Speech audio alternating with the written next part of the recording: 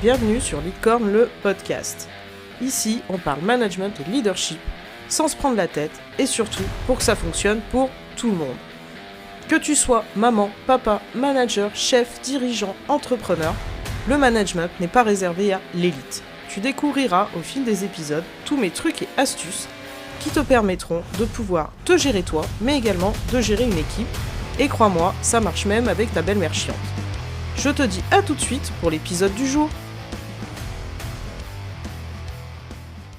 Aujourd'hui, on va parler organisation et gestion du temps de travail. Donc ça va forcément te parler si tu gères une équipe, oui, il faut gérer des gens et il faut organiser tout ça en termes de timing et ainsi de suite. Mais il faut aussi que tu organises ton propre emploi du temps. Donc quand tu es dirigeant salarié, c'est-à-dire chef d'équipe, manager et ainsi de suite, c'est quand même beaucoup plus simple puisque tes journées sont rythmées par tes horaires de travail, c'est-à-dire 9 midi, 14, 17, c'est un exemple, et ainsi de suite. Et tu sais que sur cette plage horaire, tu vas devoir planifier ta journée et planifier tes tâches.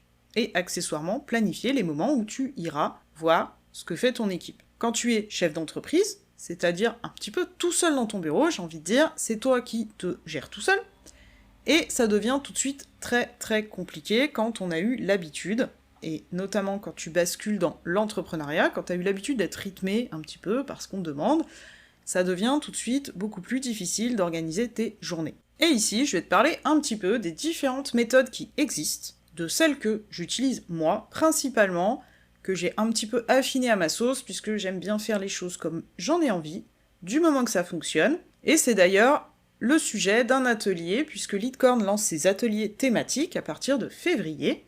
Je te mettrai le lien vers la page descriptive dans le texte qui va accompagner cet épisode. Et donc l'objectif, c'est de faire le tour un petit peu des méthodes, de trouver ce qui te convient à toi, en atelier, en petits groupes, pour que tu puisses répliquer ça à l'infini de ton côté et trouver une organisation qui te convienne et qui va mêler le pro et le perso. C'était le petit aparté pour parler de ces fameux ateliers. Et donc on va commencer par la toute première méthode. Je pense que c'est une méthode qui ne va pas être inconnue, puisque c'est la fameuse méthode des to-do list. Tu dois voir ce que c'est, ça ressemble à une liste de courses, très clairement, c'est un petit peu ce qu'on fait quand on fait nos courses. On note tout sur une feuille, donc là tu notes le matin en arrivant toutes tes tâches sur la feuille, et ensuite il y a deux méthodes. C'est où tu les fais dans l'ordre où tu les as notées, donc très clairement on va pas gérer les priorités, ou alors tu mets un code couleur, ou des chiffres, ou ainsi de suite, pour gérer les priorités. C'est-à-dire que, on va dire qu'en rouge, si tu surlignes en rouge, ça va être les trucs à faire urgemment. Petit souci avec cette méthode, c'est cool parce que au moins t'as tout sous les yeux, sauf que tu ne planifies pas les choses, tu fais un petit peu comme ça vient au tout venant. Après, c'est quand même une bonne méthode pour avoir les choses sous les yeux, à garder en tête, on verra par la suite. Ensuite, tu as une deuxième méthode qui s'appelle la méthode GTD, pour Get Things Done, tu verras que j'ai un super accent anglais d'ailleurs, et là c'est un petit peu un mix en fait, entre cette fameuse to-do list qu'on a vue avant, et de la planification. Donc, ce que tu vas faire, tu prends une feuille, et tu notes, voilà, comme la to-do list, tout ce qu'il y a à faire.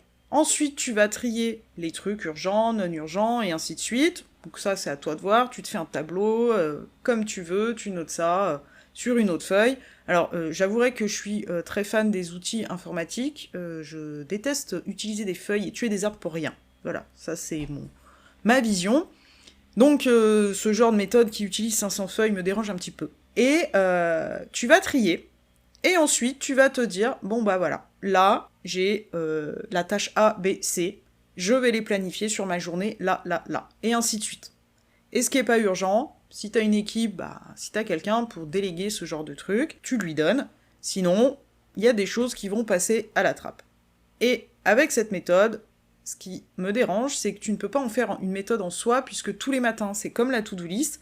En plus, c'est le genre de truc, je pense que si tu l'as connu, on va reprendre notre exemple de liste de courses. Donc là, imagine que t'as une liste de courses triée par ordre de priorité, c'est-à-dire on va prendre les trucs qui craignent le moins, donc ce qu'on appelle le sec, les pâtes, le riz, tout ça, pour finir par le surgeler, puisque le temps que tu ailles en caisse et ensuite que tu rentres chez toi, même si t'as des glacières, on va éviter de péter la chaîne du froid. Et donc là, t'as trié ta liste de courses, et que ça soit la to-do ou le GTD, t'as une liste de courses qui fait 4 pages. Et sérieux, crois-moi que ça te décourage, tu te dis, mon Dieu, j'en ai pour 4 heures à faire mes courses. Donc les cours, c'est quand même quelque chose de rapide. Là, t'as une liste longue comme le bras sur ta journée, et tu vas devoir cravacher. Donc cravacher toi, sur tes tâches à toi, mais aussi cravacher sur les tâches que tu vas devoir déléguer et ensuite vérifier. Et c'est là où les problèmes vont arriver, puisque en général, avec ce genre de méthode, donc To-Do ou GTD, on a tendance dans la journée, au fur et à mesure des informations que l'on reçoit, à rajouter des choses, et on va pas forcément les planifier, et du coup, tu cours après le temps, très clairement, tu vas courir après le temps, la gestion des urgences est absolument impossible, et le moindre grain de sable dans la machine va, au mieux, faire décaler les tâches pas trop urgentes au lendemain, au pire, te faire rester 2 heures de plus au travail. Ensuite, tu as une autre méthode dont tu as certainement entendu parler, qui est la méthode Pomodoro. Et donc cette méthode, elle est très simple, c'est-à-dire que tu vas faire une sorte de deep work, c'est-à-dire te concentrer et te focus sur ta tâche pendant 25 minutes, faire une pause de 5 minutes, donc ça t'oblige à avoir un petit minuteur quand même, et au bout de 4 fois, où tu auras passé ces fameuses 25 minutes, alternées avec 5 minutes de pause, tu fais une pause de 25 minutes. Alors c'est cool, parce que effectivement, j'aime beaucoup ce style de méthode qui te permet, et c'est prouvé que de toute façon, on peut pas rester concentré des heures et des heures sur la même chose. Il y a des personnes, j'en fais partie, qui n'aiment pas rester focus sur le même truc pendant des heures. Alors, parfois oui, parfois non, pardon. Et c'est cool, parce que ça permet de... un petit peu de s'aérer l'esprit entre les moments de travail, les sessions de travail, de se dégourdir et ainsi de suite. Le seul petit inconvénient avec ça, pour moi, c'est que ça c'est à adapter pour toi. Puisqu'il y a des gens, 25 minutes, c'est quand même estimé qu'on remet entre 3 et 5 minutes à se replonger dans la tâche dans laquelle on était après une pause. Donc imagine qu'au final, sur tes 25 minutes de taf, tu vas bosser 20 minutes. Donc à toi, très clairement, de l'adapter, parce que je trouve quand même que ça reste une bonne méthode pour les gens qui ne tiennent pas en place, les multipotentiels et ainsi de suite, qui vont avoir tendance à partir dans tous les sens au niveau de leurs idées. Donc là, c'est des sessions de deep work. La méthode, c'est 25 minutes, tu peux te dire 30 minutes, 1 heure, peu importe, et l'adapter à toi. Le seul petit inconvénient, c'est que là, il faut la coupler avec autre chose, c'est pas une méthode en soi, puisque si tu te dis... tu réfléchis 25 minutes à qu'est-ce que tu vas faire après ta pause, et qu'après ta pause, tu te mets sur un truc, mais que t'as déjà pas anticipé ce que tu vas faire après, imagine franchement la perte de temps dans le truc, quoi. Donc cette méthode est vraiment à personnaliser pour toi, et à coupler avec autre chose. Et là, je vais te parler de ma méthode chouchou, c'est-à-dire le bloc de temps, qui est un petit peu un mélange de tout un tas de choses, puisque, comme je te disais au début de l'épisode, je l'ai personnalisé à ma sauce. Et donc les blocs de temps, qu'est-ce que c'est ? Eh ben imagine, ta journée, tu vas mettre des Legos. Des barres de Lego et tu vas les empiler les unes sur les autres. Donc t'en as des rouges, des jaunes, des bleus et ainsi de suite, et chaque barre représente un volume horaire avec une tâche précise. Ça te permet déjà sur ta journée d'alterner les tâches, de mettre des couleurs, des jolies petites couleurs pour savoir... je te donne un exemple, moi par exemple, quand je travaille sur mon entreprise, c'est-à-dire ma création de contenu et ainsi de suite, les cases sont roses. Toutes mes réunions sont en bleu, tout ce qui est clientèle est en rouge, pour que je sache tout de suite en ouvrant mon agenda, donc je travaille sur l'agenda Google, et Notion vient de nous sortir un agenda, donc je le teste aussi, hein, je suis une geek, je kiffe les outils informatiques, et donc ça te permet de mettre des jolies petites couleurs, et franchement déjà quand tu ouvres ton agenda c'est trop la classe, voilà, je suis une fille, hein, l'esthétique a son importance, et tu sais tout de suite où tu vas. Ça demande quand même un petit peu de prépa, tout simplement parce que c'est Lego que tu vas assembler, c'est-à-dire ces cases en couleur, déjà il faut savoir le temps que tu vas mettre sur chaque tâche, et un petit peu de savoir ce que tu vas mettre dans ces tâches. Parce que il faut, là, et là c'est là où c'est très important les blocs de temps, tu vas pouvoir gérer tout ce qui est pro et perso.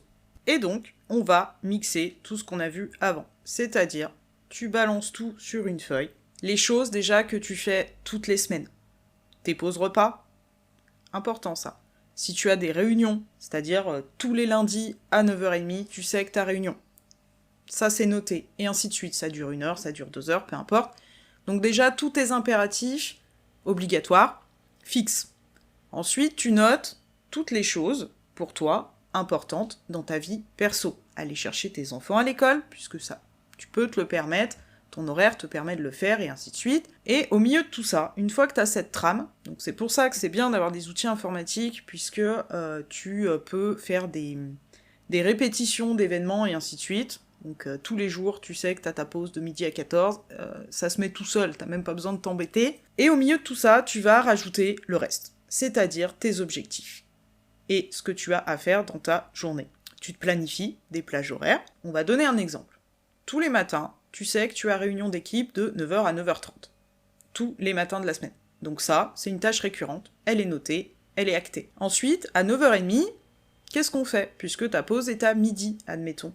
Et bah, sur ces horaires-là, tu vas pouvoir te planifier par exemple 2 tâches. C'est-à-dire toi, tu dois définir les objectifs mensuels pour ton équipe, tu vas te planifier 1 heure, et ensuite tu replanifieras une autre heure, une demi-heure, pour aller vérifier, checker ce que fait ton collab. Ensuite, on a notre pause repas de midi, et rebelote l'après-midi, à toi de savoir ce que tu fais.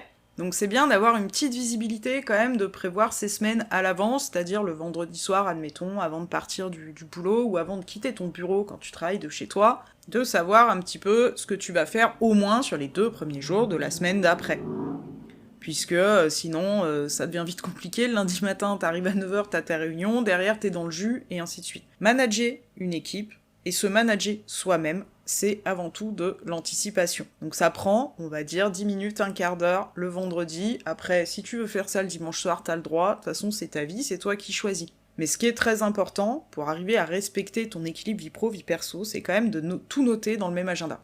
Sinon, ça devient très compliqué, t'as pas de visibilité. Et tes blocs de temps, donc déjà sur la journée, quand c'est possible, si t'as pas 30 milliards de projets sur le feu, ce qui est bien, c'est de se fixer 3 objectifs maximum, c'est-à-dire 3 tâches maximum. Alors quand c'est des petites tâches, tu vois, par exemple, j'ai un créneau le matin, de 9h à 9h30, où je regarde ma boîte mail. Il est acté, il est fixé, et celui-ci, c'est mon événement récurrent. Ensuite, je vais faire la modération de mes réseaux, répondre à mes messages pendant une demi-heure, et pareil le soir. Ensuite, j'ai une tâche, admettons, création de contenu. Écrire mes textes, et ainsi de suite, faire mes vidéos, faire ce podcast aussi. Et dans ce bloc de temps-là, qui peut durer 1h30, 2 heures, suivant ce que je planifie, je vais me fixer 3 sous-tâches. Ça va être par exemple de créer 3 épisodes de podcast d'environ 15-20 minutes, et de déjà les découper, et de mettre l'intro et l'outro. Ça, c'est 3 sous-tâches. Ensuite, t'as ta pause, et ainsi de suite. L'après-midi, pareil, j'ai mes rendez-vous clients, donc c'est noté. D'ailleurs, petite astuce pour les entrepreneurs, personnellement, je ne suis pas disponible tous les jours pour les rendez-vous clients, puisque c'est moi qui garde le lead, voilà, je suis chef d'entreprise, et que les appels découvertes, par exemple, sont réservés que les lundis après-midi et vendredis après-midi. Le reste du temps, je reste disponible, puisque grâce à mes blocs de temps, et l'avantage de le faire sur un outil informatique, c'est que tes blocs sont déplaçables en cliquant, déposant, je peux être disponible pour mes clients, et là, c'est moi qui choisis. En fonction de la visibilité que j'ai sur ma semaine, c'est quand même beaucoup plus simple de me dire, bon bah là, je peux caler un rendez-vous, et ainsi de suite. Et donc, j'empile mes blocs, comme ça, sur mes journées et sur ma semaine, ce qui fait que, quand j'ai pas eu le temps de faire un truc, parce que ça arrive, ou quand j'ai pas eu l'envie, oui, ça arrive aussi, qu'on n'ait pas envie de faire un truc, je vais aller piquer le bloc de temps du lendemain, parce qu'il me plaît plus, voilà, ce que j'avais prévu me plaît plus, j'inverse les blocs, et ainsi de suite, et ce qui me permet en fait sur la semaine de faire au final toutes les tâches que j'avais prévues. Donc comme je te disais, ça demande quand même un petit peu d'anticipation, c'est-à-dire de savoir te fixer des objectifs, le plan d'action, et ensuite de là, tu vas planifier dans ta semaine et tes blocs de temps. Et cette méthode, en fait, ces ensembles de méthodes, demandent quand même, voilà, de les utiliser, de les peaufiner, de les poncer même, j'ai envie de dire, pour vraiment adapter le truc à toi. Mais je te rappelle, le plus important, c'est quand même d'arriver à équilibrer vie pro, vie perso, d'arriver sur ta semaine, et en tout cas sur la journée en cours, à faire ce que tu avais prévu, que ça soit pour toi en tant qu'entrepreneur ou dirigeant solo, ou en tant que chef d'équipe, et avec ton équipe. Et tu peux même te planifier, tu vois, quand tu bosses en équipe, te planifier des moments discussion, informels, peu importe, la pause café, le truc, ou des moments pour aller au contact de tes collaborateurs et discuter avec eux s'ils ont des difficultés, s'il y a des choses qu'ils ne comprennent pas, et pour aller les aider. Et enfin, dernière petite astuce quand on travaille avec ces fameux blocs de temps, c'est de pas complètement les empiler les uns sur les autres sur ta journée, de laisser des petites plages, en fait, entre guillemets, temps libre, pour pouvoir gérer les urgences. Donc t'as un appel client au dernier moment, il y a un de tes collabs qui te dit « bah voilà, j'ai besoin de faire le point sur un truc, j'ai des difficultés », ça va te permettre, en fait, sur ces moments-là, de pouvoir dire à la personne « bah écoute, là tout de suite je ne peux pas, je suis en train de faire ça, par contre, est-ce que ça peut attendre 14h, admettons, si tu t'es mis 30 minutes là, on fait le point à ce moment-là ». Et ça va te permettre d'être encore plus proactif et à l'écoute de ton équipe, mais également de tes clients quand tu es entrepreneur, et ainsi de suite. Je te souhaite une excellente soirée ou une excellente journée, suivant l'heure à laquelle tu vas écouter ce podcast, et je te dis à bientôt.